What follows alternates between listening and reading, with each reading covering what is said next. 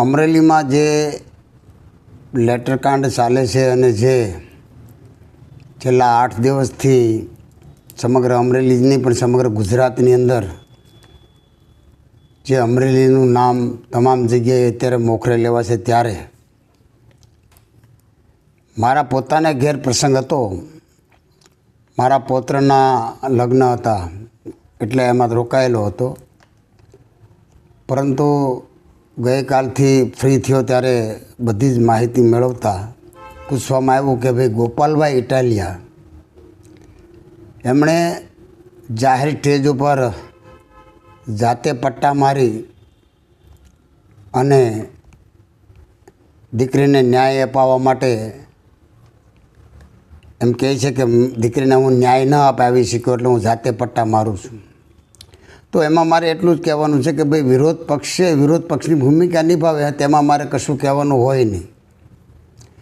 પરંતુ એટલું ચોક્કસ છે કે અમરેલીની અંદર જે ઘટના ઘટી એ અતિ નિંદનીય છે અને એને સખ્તમાં સખત શબ્દોમાં હું વખોડી પણ કાઢું છું અને એનો વિરોધ પણ હું કરું છું.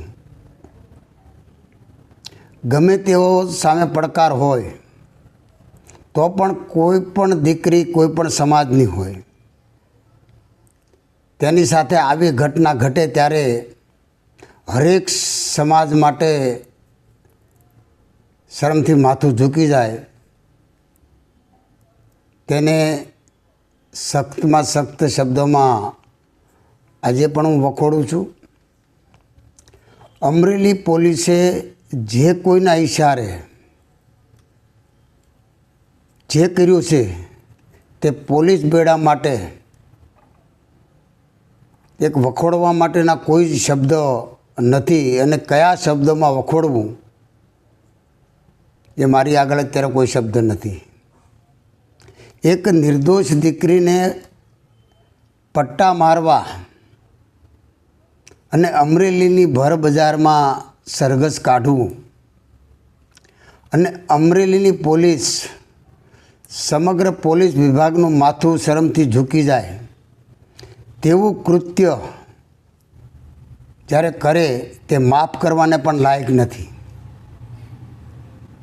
અને અમરેલીની બજારમાં ક્રિમિનલનો જે રીતે વરઘોડો કાઢવામાં આવે તેવી રીતે એક નિર્દોષ દીકરીનો વરઘોડો નીકળે ત્યારે પટેલ સમાજ નહીં, હર કોઈ સમાજ અને સમગ્ર ગુજરાતનું માથું શરમથી ઝૂકી જાય તેવું આ કામ પોલીસ વિભાગે કર્યું છે કોઈને સારા થવા માટે. અને કોઈને સારા થવા માટે કરેલું એવું સંપૂર્ણ દેખાઈ આવે છે. અને જે રીતે ખરેખર આવું કરવા પાછળ કોનો ઈશારો હતો, કોના કહેવાથી કર્યું છે, શા માટે કર્યું છે. આજે મારી ઓફિસની અંદર પણ મારો પીએસ અત્યારે મારી સાથે 15 વર્ષથી કામ કરે છે. એમને કોઈ પણ લેટર હું આપું એમને ટાઈપ કરવાનો હોય, એમને એમ કહું કે ભાઈ આ ઓફિસમાં પહોંચાડવું ત્યાં પહોંચાડે, એ એની જવાબદારીમાં આવે છે. આ દીકરીએ આટલું જ કર્યું છે. બાકી જે કંઈ હોય તે એમાં મારે પડવું નથી. અને આ ખરેખર લેટર કેવી રીતે લખાણો, કેવી રીતે ક્યાંથી આ લેટર પેડાયું, કોની સહી છે, આજે આ બધું જ કલાકોની અંદર આનો ઉકેલ આવી જાય ખરેખર સાચા થાય તો. પરંતુ જે પોલીસે કૃત્ય કર્યું છે ને એની તપાસ થવી જોઈએ.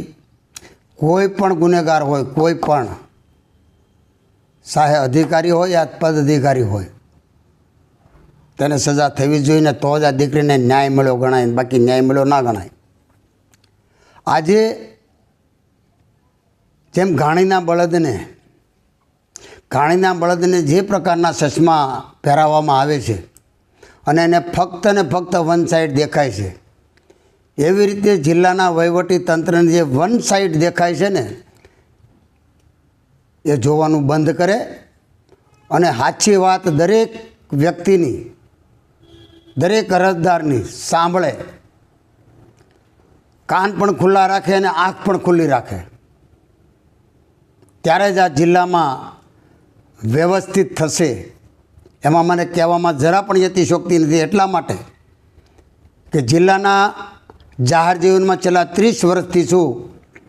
30 વર્ષમાં ક્યારેય જે ઘટના ન ઘટે એ ઘટના આજે અમરેલીની ઘટી છે. ત્યારે